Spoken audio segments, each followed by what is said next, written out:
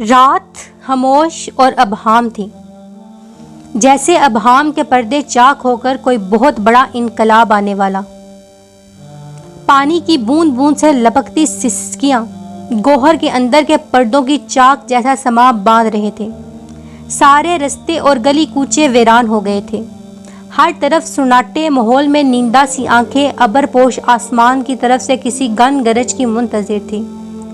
سمندروں کی لہریں، کوہستانوں کا سکون، پہاڑوں کی ہیبت کے ساتھ سوسن اور گلاب کے پھول نمایاں اور عیاں ہونے لگے تھے۔ اس حد ہوتی رات کے سکون اور زوال کے اندر سے ایک نور طلوع ہو کر چار سو روشنی بکھیرنے والا تھا۔ یہ کس کی آمد ہونے والی تھی کہ ہر بے چین تھی؟ تاریخ عالم میں یہ انوکھا اور نرالا دن ہے جب حضرت ابراہیم علیہ السلام کی دعا، حضرت عیسیٰ علیہ السلام کی بشارت، یتیموں کا ماوا، بیووں کا مسیحا، مظلوموں کی پکار، غریبوں اور مسکینوں کا والی، پوری انسانیت کا پرسان حال پیدا ہوا۔ اس رات میں بہت سارے بے شمار معجزات ہوئے جو اسلامی اور دیگر کتابوں میں موجود ہیں۔ اگر ان معجزات کو تحریر کیا جائے تو قلم کی روشنی اور بہت سارے اوراق کم پڑ جائیں۔ نبی اکرم صلی اللہ علیہ وآلہ وسلم کی ولادت سے پہلے عرب میں خشک سالی تھی، کھیت سرسبز اور شاداب وادیوں میں ہاک اڑ رہی تھی۔ لیکن جس سال نبی کریم اپنی والدہ کے حمل میں آئے تو اچانک دنیا ہی بدل گئی۔ زمین سبزہ زار ہو گئی، درخت ہرے بھرے ہو کے پھلوں کے بوجھ سے دب گئے، گھٹائیں جھوم جھوم کے آتی اور خوب بارش ہوئی۔ اس سال اس قدر انعام و کرام ہوا کہ عربوں نے اس کو خوشحالی کا سال قرار دے دیا۔ نبی اکرم صلی اللہ علیہ وآلہ وسلم کی پیدائش سے پہلے عرب کے نجومیوں میں سے کسی بڑی شخصیت کی پیدائش کا چرچا عام تھا، اور اہل کتاب بھی اپنی کتاب میں جس آخری نبی کی آمد کے بارے میں پڑھتے آئے تھے، ان کو احساس ہو گیا کہ وہ آخری نبی کی آمد کے بارے میں ہونے والی ہے۔ لہٰذا حضرت حسان بن ثابت جو عرب کے نامور شاعر تھے، وہ فرماتے ہیں کہ وہ 7 سال کے تھے اور یثرب یعنی مدینے میں رہتے تھے کہ اچانک ایک دن ایک یہودی کو ایک بلند مقام پر چیختے ہوئے سنا۔ وہ کہہ رہا تھا، اے یہودیوں، آج رات احمد کا ستارہ طلوع ہو چکا ہے جس میں وہ پیدا ہوگا۔ اس طرح کے بہت سارے واقعات عربوں کی تاریخ میں ملتے ہیں جن سے پتہ چلتا ہے کہ نبی اکرم کی ولادت کے سال ہی لوگوں کو معلوم ہو گیا تھا کہ اس عظیم ہستی کی تشریف آوری بہت ہی قریب ہے جو تاریخ کو بدل کے رکھ دے گی۔ نبی اکرم کی والدہ نے آپ کی پیدائش سے پہلے خواب دیکھا کہ ان میں سے ایک نور نکلا جس سے شام کے محلات روشن ہوں گے۔ لہٰذا جب رسول صلی اللہ علیہ وآلہ وسلم پیدا ہوئے تو ان کی والدہ سے ایک ایسا نور ظاہر ہوا جس سے مشرق اور مغرب کے درمیان ہر چیز روشن ہو گئی۔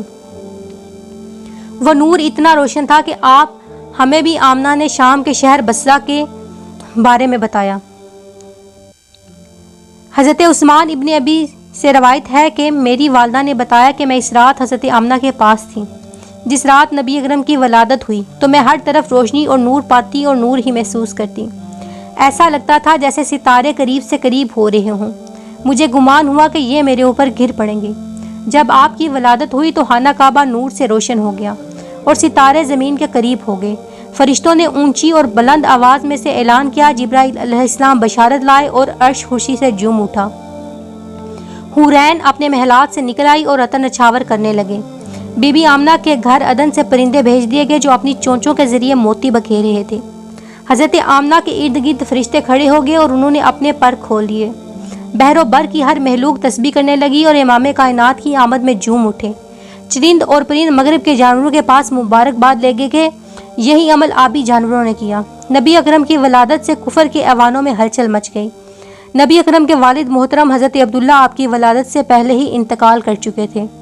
آپ کے دادا حضرت عبد المطلب نے جب آپ کی ولادت کی خبر سنی تو کعبہ میں جا کے سجدہ ریز ہو گئے اور اس نعمت پر خدا کا شکر ادا کیا، اور اس وقت آپ نے یہ منظر دیکھا کہ کعبہ کے ارد گرد موجود تمام بڑے بت لات، عزا، منات سب منہ کے بل الٹ گئے اور زمین پر گر پڑے۔ مذہبی کتابوں میں اور خصوصاً زرتشتیوں کی کتابوں میں موجود ہے کہ اس رات تمام بت گر گئے۔ حضور کی ولادت کی رات کسریٰ کے محل میں زلزلہ آ گیا اور اس کے 14 کنکرے گر پڑے۔ بحر تبریہ کا پانی خشک ہو گیا اور فارس کی آتش کدے کی آگ بجھ گئی جو کئی ہزار سالوں سے مسلسل جل رہی تھی۔ اس کو ایک لمحے کے لیے بھی بجھنے نہ دیا گیا تھا۔ آتش پرست اس کی پوجا کیا کرتے تھے۔ کسریٰ و قیصر کے شاہی محل میں زلزلہ آیا۔ اس بات کی جانب اشارہ تھا کہ اب دنیاوی جاہ و جلال کے محل اور خود ساختہ خداؤں کی عظمت ملیہ میٹ ہونے والی ہے۔ جب نبی اکرم صلی اللہ علیہ وآلہ وسلم پیدا ہوئے تو اللہ تعالیٰ نے آپ کو پاکیزہ بدن اور تیز کستوری کی خوشبودار ختنہ شدہ چہرہ، نورانی آنکھیں، سرمئی دونوں شانوں کے درمیان مہر نبوت درخشاں فرمایا۔ حضور کے اس دنیا میں تشریف آوری کے ساتھ ہی کفر و ظلمت کے بادل چھٹ گئے۔ حسن انسانیت سرور کائنات امام الانبیاء حضرت محمد صلی اللہ علیہ وآلہ وسلم کی اس کائنات میں آمد ایک عظیم واقعہ ہے۔ آپ تمام جہانوں کے لیے رحمت بن کر آئے۔ آپ کی آمد سے پوری دنیا میں نور پھیلا، کفر باطل کے اندھیرے دور ہو گئے۔